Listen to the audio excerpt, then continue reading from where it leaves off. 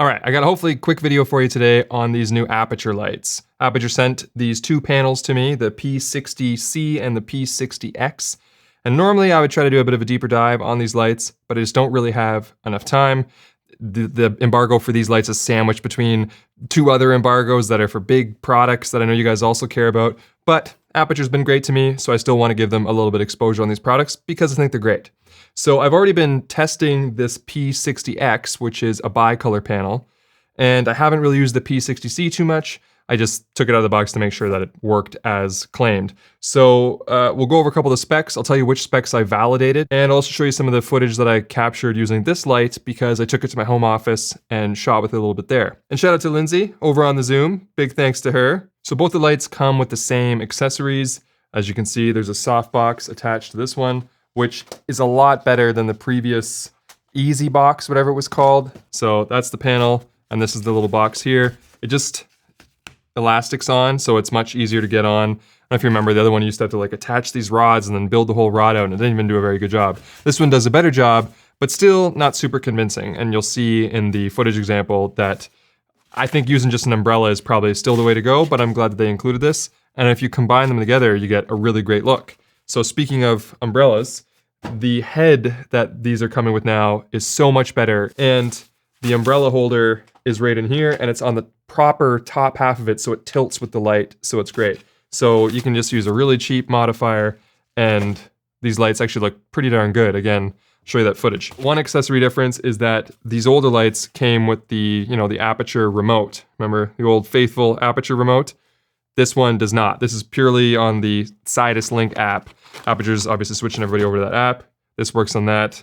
I'm not gonna cover the app, I've covered it so many times before, but you can control everything from the app. Output, your color range on the bicolor, or on the RGB one, and your, CCT temperature on that one, as well as any effects and that kind of thing. So it's like a modern version of the old 672. However, it doesn't come with NPF batteries. That was one thing that was a bit of a value add that I used to recommend on the old light, was it used to get a pair of NPF batteries, and these ones still take a pair. Let's see if I can pivot this for you. These ones still come with two receptacles for NPF batteries, but they don't come with them in the package. Other than that, pretty basic interface. For this one, you've got a knob for intensity in 1% increments from 1% all the way up to 100%, obviously, and you could see the output, it's intense. Another knob in this case is for color temperature, which goes from 6500 Kelvin to 3200 Kelvin. You'll notice that as you cycle through, there's not any crazy jumps as you go through the range. Nice and smooth. And the range is different on the C. The C is sort of just the superior model in a lot of ways. And then there's also an effects button. I'm not gonna go through them just in case you guys are photosensitive. I don't wanna, flash lights on you. But this one has just a few effects, your basic bicolor, flashy kind of ones. This one has all the other effects, like party mode and fireworks and flashy colored lights and all that stuff. So there's, fewer effects on the P60X. It also comes with a grid that you can attach to the front of that softbox that I showed you. All right, let's open up this one just so I can show you any differences. And then I'll cover the specs that I validated, and then I'll show you a little sample footage. And then I gotta go shoot something different. Okay, so like I said, everything's the same. So you're gonna get the softbox, you're gonna get the bag, and the grid. And that's what comes in the box. Inside the bag, this bag might be bigger. The light might be a little bit heavier.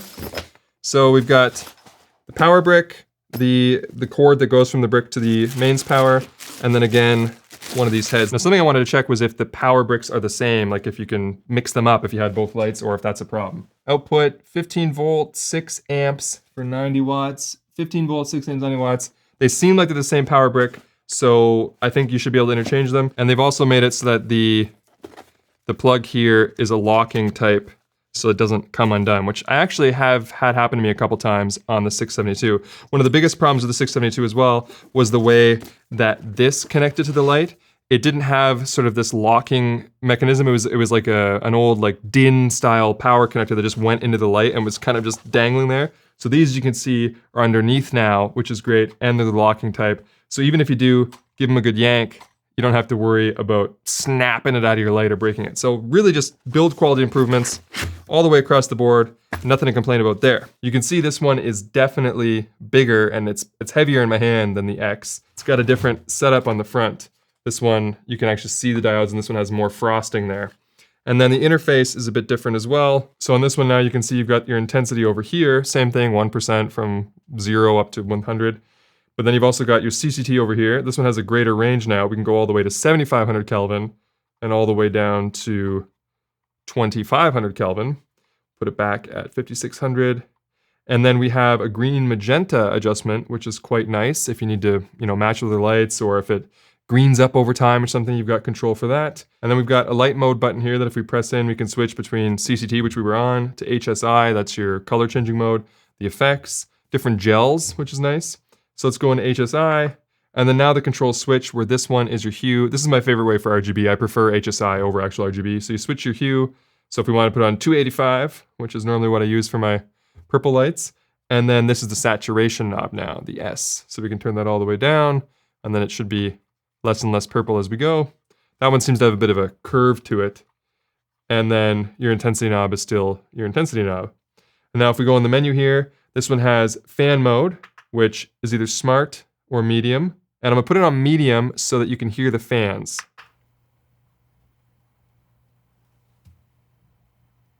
So they're pretty quiet. To be honest, I didn't really hear them kick in that much. So I'd probably leave it on smart. Obviously, it only uses as much as it needs, but if you want to do noise reduction, I'd probably just put it on medium and just leave it on there all the time, and then you can probably noise reduce that pretty easily. Then we've got some controls there for the Bluetooth connectivity, and then it also has studio mode, which is great. So if you like your lights like I do, where I can just flick one big switch and then they all turn on as soon as they're provided power, you have that option. Or you can have them where when you give them power, they don't turn on until you physically go and turn them on the light. Let's see if the P60X is any louder. So for the P60X, we still have fan mode and we also still have studio mode. If we go into fan mode, smart and medium, let's put it on medium and have a listen. So the fan's going now.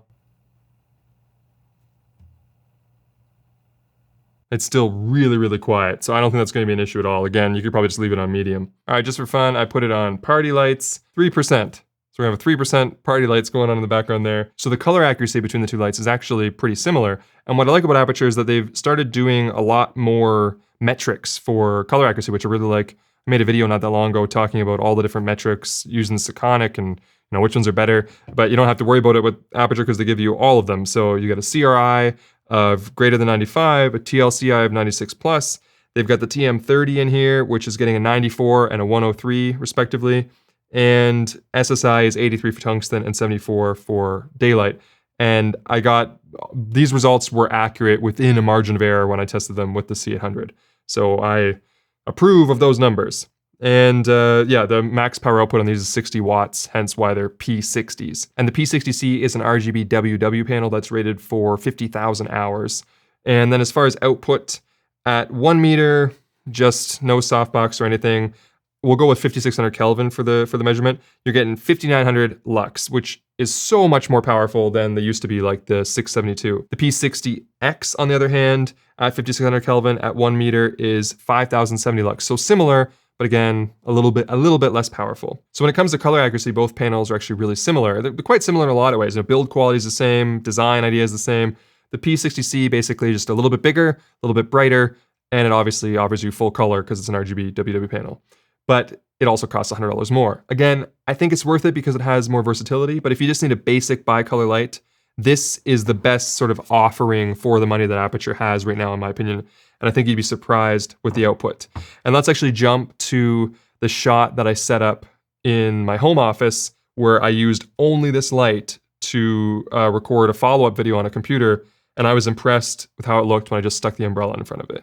All right, so I'm just getting set up to film something different here at the home office where I don't normally have lights. So I brought the P60X and I set it up here just so I could have a little light on me. This isn't the finished shot, but I wanted to do it with just that light illuminating me.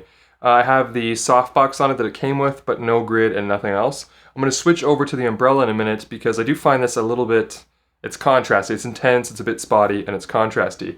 But this is what it looks like. It's set to, I think, 5,500 Kelvin. And I'm recording this on the A1, and looks like this with just the light at 10% power.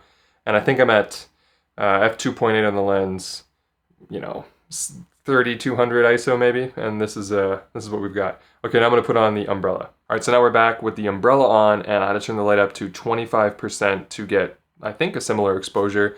And I think this looks much nicer. Obviously, it's a lot softer. We're getting a better wrap from it.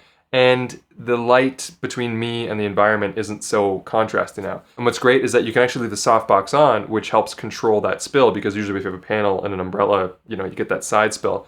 So I'm using the softbox without the grid just to sort of control it and point it here, and then we're getting a bit of a double diffusion. You usually don't need it, but it was easy for me just to pop it on, and it's good to know that you can still put the umbrella on even if you have the softbox on. All right, so here we go. So this is an example setup. I've got the two lights in the background on and just this light here. That's it. Turn the light up a little bit to 33% so I could turn down the ISO so that these weren't as intense. And this just gives you an example of a pretty affordable setup you could do with just the one light and a couple RGB lights, and I think it looks pretty good, to be honest. All right, one last thing I want to test before I get out of here is whether or not the batteries provide the exact same output as the mains power, and also what happens if you do them all at once. I'm pretty sure it actually charges the batteries. So first, let's switch back over to CCT, and let's jack the intensity all the way up to 100%. And it tells us over here what sort of battery life we can expect. Right now it's greater than 2 hours because we're on mains power. So let's plug in some NPF batteries. And one thing that I also used to hate about the old Aputure light was how bad it was to stick those batteries in to try to get them out. There's like a little prong and it like scrape your thumb. These ones just have a push button release on the side, and they work quite well. It's plastic, but it seems okay. I probably wouldn't want to drop this light and have it hit the batteries. I think that would probably break it. The plastic seems strong and molded, but it's still plastic. So now on battery power, we've got 43 minutes on full power with two NPF 970s. I'm gonna plug this in. It might flash, but let's see if it gets any brighter by switching to mains.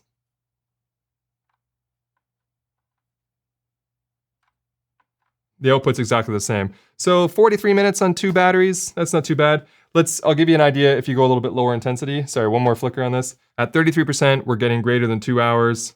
And at 66%, we're getting 1 hour and 5 minutes. It says in the datasheet that it charges the Sony NPF style batteries. I'm not sure that I see any indicator that it's doing so, but it says that it does in the spec sheet. One last thing I want to test. I think I keep saying one last thing. This is how it gets out of hand when I make my videos. We're testing two things actually. We're testing how strong, like a 90-degree angle, is the light. And two, let's check and see if the response curve is linear for the intensity. Scratch that, it does show that it's charging, but only when the light is turned off. So right now we're running at 100%, 32,400. Let's turn it down to 50% and see if that number is halved. If it is, let me know we're getting a linear response. If not, then, oh, now that I turn the power down, I'm actually also seeing a battery charging indicator right above that 2 hours remaining thing. So I think it's just when you're at 100% that it doesn't. So let me try that again. Yeah, once you turn it up above 60, once you go above 60%, it switches to mains power only. When you go below 60%, it's mains power and charging. 16,200. So that's right around half, right? What did I say, 32,500 before? And let's go to a 25%. And so now we should get, what, around 8,100? It's another one. You can see right there, 8160 lux. So it seems like the response is linear. So I really have nothing negative to say about these lights. I think they're outstanding. Everything I threw at them, every curious comparison to the previous light, they have everything. Everything has been upgraded, everything's been improved. And I would say for what they are, they're pretty much flawless. The only complaint I think I made in this whole video was that I wish they came with free batteries. But what are you gonna do? I still think for the price, they're offering tremendous value. So good job, Aputure. Keep doing what you do.